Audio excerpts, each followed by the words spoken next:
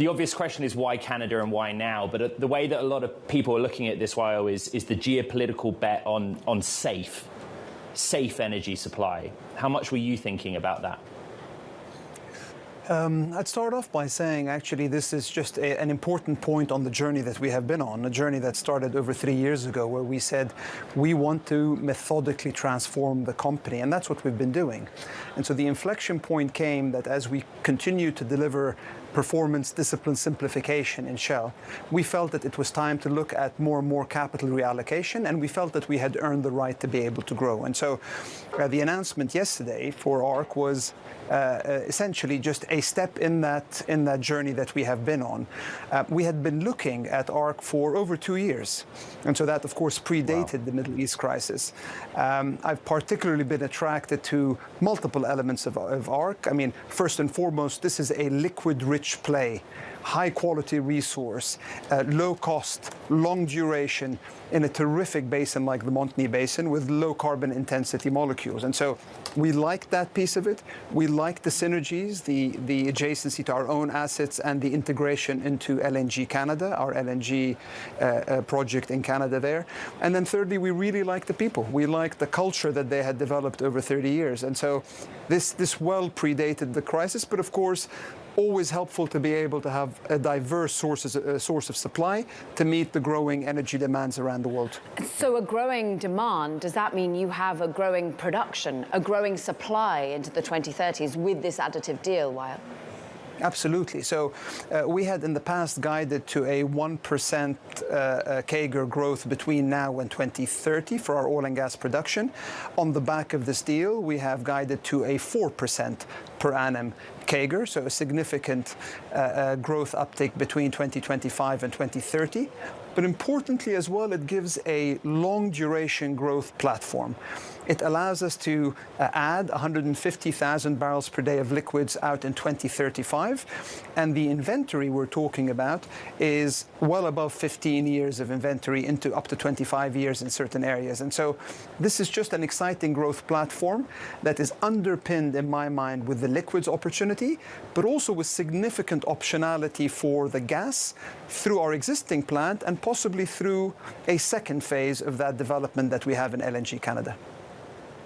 We will talk more about this deal, but it's been about 10 years since I last attended an OPEC meeting, and this is a massive story. The UAE leaving OPEC. What's your reaction to that? But I think more importantly, what do you think it will do to global oil markets?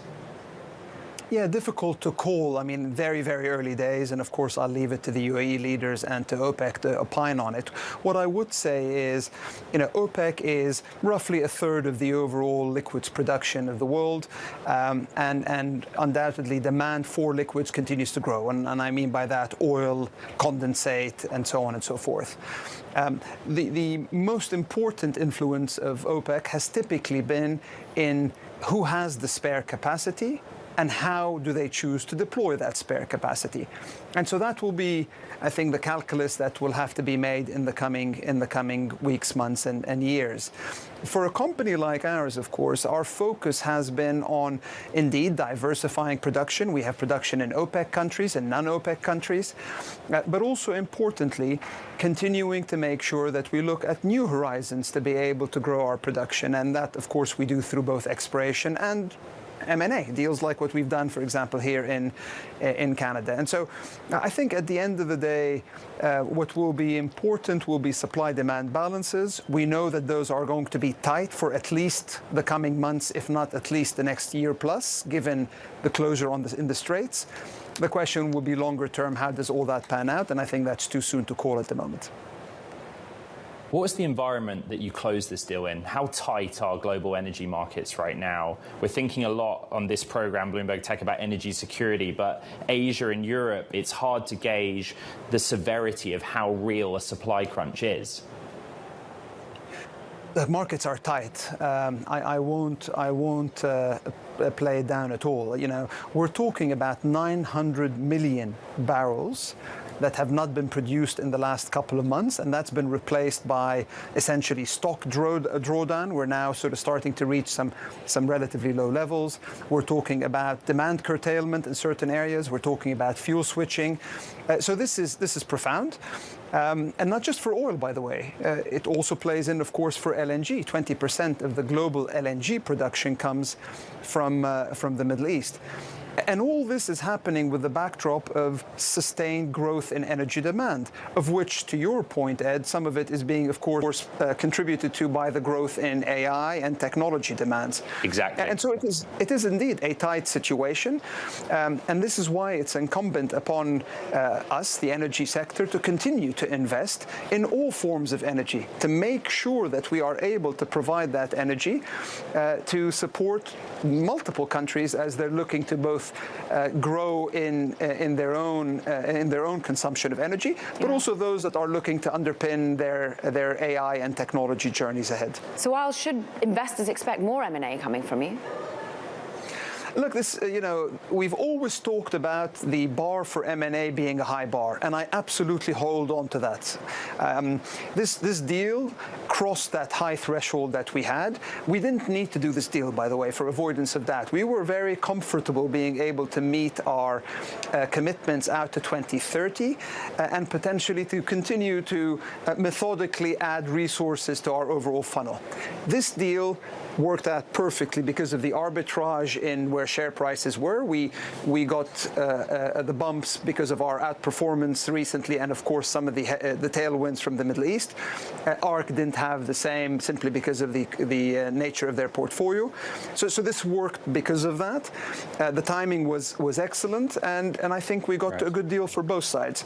But that high bar is going to be held high again, and we will only deploy capital to M&A if we really find excellent deals like this. And that was in that methodical context. What isn't methodical is geopolitics and what's happening in the Strait of Hormuz. Have you managed to get any of your ships through the strait? What is your exposure right now, Wael? Now, we continue to have multiple ships there. Actually, I have a call scheduled tomorrow with one of the crews on the ships just to check in on them. It's a tough time. It's a tough time for our people. Our number one priority is the safety of our people. And we await the appropriate signals to be able to move those ships out. As I said, we're trying to focus on keeping morale high.